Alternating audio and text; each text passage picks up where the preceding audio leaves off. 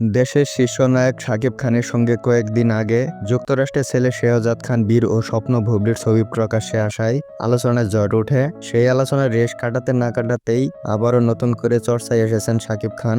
৯ August দুপুরে শাকিব খান তার Facebook পেজে স্টোরিতে বড় ছেলে আব্রাহাম খান জয়ের একটি ছবি শেয়ার করেন। এতে তিনি লিখেছেন, মিস ইউ পাপা। এটা দেখে অনেকে মন্তব্য করেছেন, তাহলে কি আবার অপুকে কাছে টেনে নেবেন শাকিব? কেউ বা আবার বলেছেন, নিজের সন্তানদের নিয়ে এমন লুকোচুরি করার দরকার কি?